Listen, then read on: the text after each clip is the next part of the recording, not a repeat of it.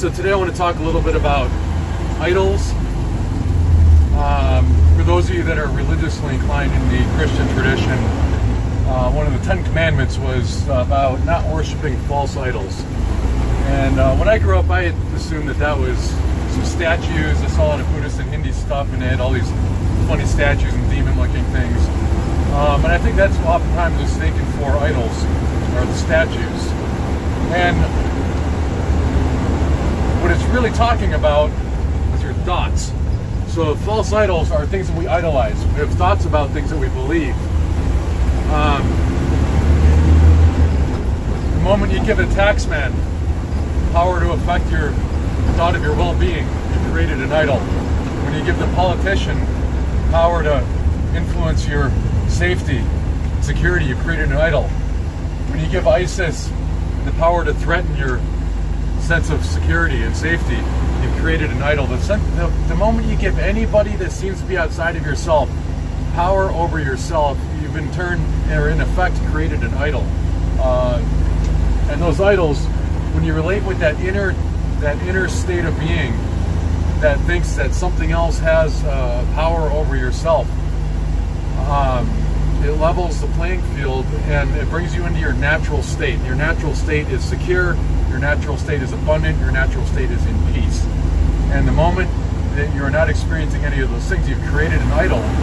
And so the commandment that thou shalt not have false idols, however it's actually phrased, that's what it's relating to. It's not relating to a statue or another religion or another god or anything. It's when you make a god is your false idol when it is not yourself.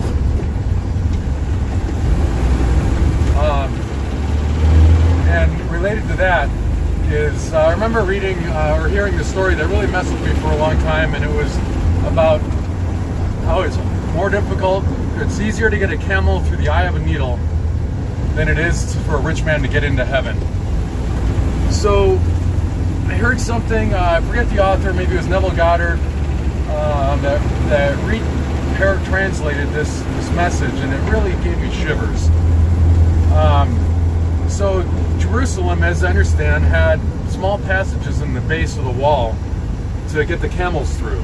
This opening was called the eye of the needle. And when a camel came up to it, they would have to unpack it of its burden. They would have to take the sacks off the camel's back so it could get through. And if you think about how we have our thoughts, so Jerusalem is considered the kingdom of heaven. So if you want to get into the kingdom of heaven, you have to unpack yourself of your burdens. And I think in the context of a rich man, at the time that this was relayed, the accumulation of wealth of a rich man, those were his idols, those were his false gods. And so when we look at our pursuit of happiness through acquisition, when we look at how we think that once we get that thing, once I get that promotion, I'll be happy. Once I have that relationship, I'll be happy. Once I have that fancy car, I'll be happy. Once I get the raise, I'll be happy. You know, once I have something that is outside of myself, then I'll be happy, then I'll be at peace. It's impossible to get into the kingdom of heaven when that's the approach, when there's a pursuit of acquisition of anything in this world that dictates happiness, fulfillment, joy, and peace. It will be impossible to get into that state of the kingdom of heaven. The kingdom of heaven does not come in the afterlife. It does not come sometime later on in life after accumulation of good merits. It's a state, it's a place, it's a place that exists right now. And you can get into it at any time, but in order to do so, you got to unload the burdens. You got to go easy on yourself. Drop your thoughts that something outside of you will give you happiness, will give you fulfillment, will give you joy. No relationship can provide you with anything. All they can do is help you find, their tools to help you find that state within. But nothing can provide that. So when you drop all of your thoughts about things, when you release yourself of the burden of thinking, that kingdom of heaven, that state of ultimate peace, of total connection with everything around you, where your body emanates, every cell of your body becomes the universe. That's the kingdom. It is not something that you strive to go for in the afterlife, or somewhere that you achieve by doing good deeds. It doesn't matter if you're a do-gooder or a criminal.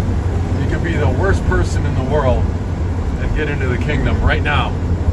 It doesn't even matter.